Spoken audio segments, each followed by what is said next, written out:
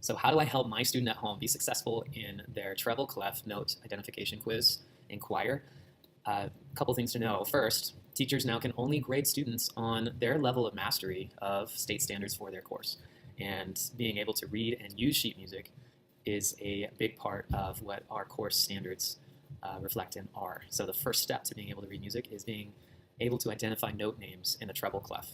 So that's what this quiz assesses. And students have an unlimited number of opportunities to take this quiz over and over and over until October 13th, at which time, whichever score that they have that's the highest is what I will put into their final first term grade.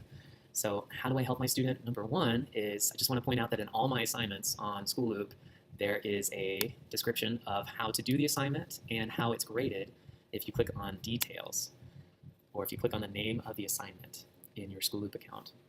On this, I can see that I need to answer 100 or more questions within 2 minutes with 95% accuracy to earn an A for this first term.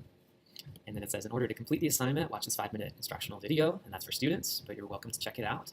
And then click here to attempt the quiz. So I'm going to show you exactly what the quiz is, and let's do it together. They need to get 100 or more in less than 2 minutes.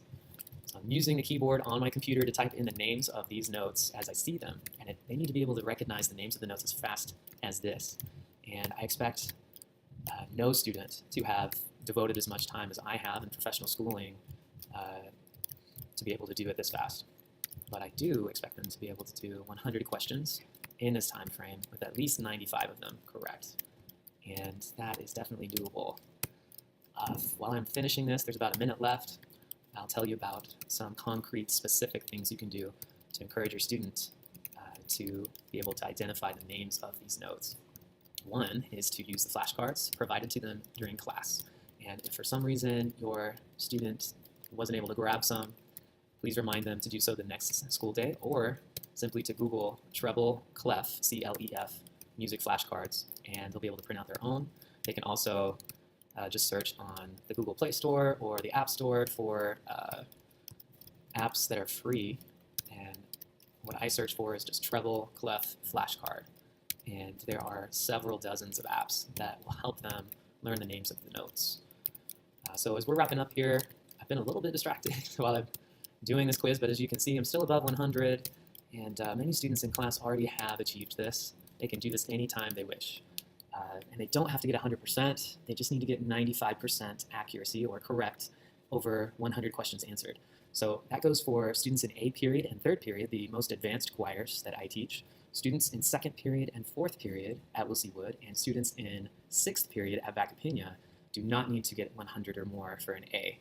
Please check School Loop and click on the assignment name to see how many they need to do to get an A. It's still a bit of a challenge for them, don't be mistaken, but I want to make it possible depending on where each student and their peers are in their musical progression. I don't want to make it impossible or defeating.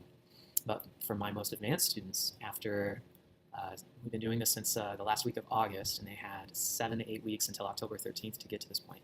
So it should be doable, but please let me know if they've tried for 15 minutes a day at home for a month and a half and they just can't get it. I'm happy to work with them, with you and with them. So here's some tools. One, we spent the first couple weeks of school doing bell ringers that were 2 to 3 minute clips in which students, as they watched the clip, would have questions to answer. And all my students did this. The point was, after they watched this series of videos, they would be able to know the note names, or at least be able to know how to find a note's name. So if your student might be struggling or has some knowledge gaps in how to identify notes for the treble clef, please encourage them to download the Edpuzzle app, or simply go to edpuzzle.com, log into their student account, and these are able to be redone an unlimited number of times. And if they haven't done them yet, they can still do them for full credit. And after they've watched these and they still have questions, then the next step I would advocate for are these music flashcards. I've attached them to an email that I'm about to send out to all students and parents. And feel free to print these out and use them. I've given them to all students who wanted one. I still have many more available.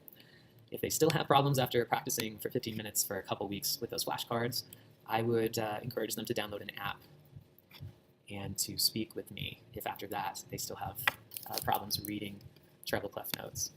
So those are some specific tips and examples on what can be done to help your students.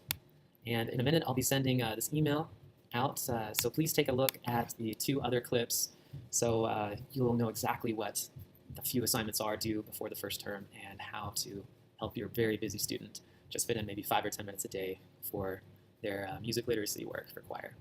Thank you so much.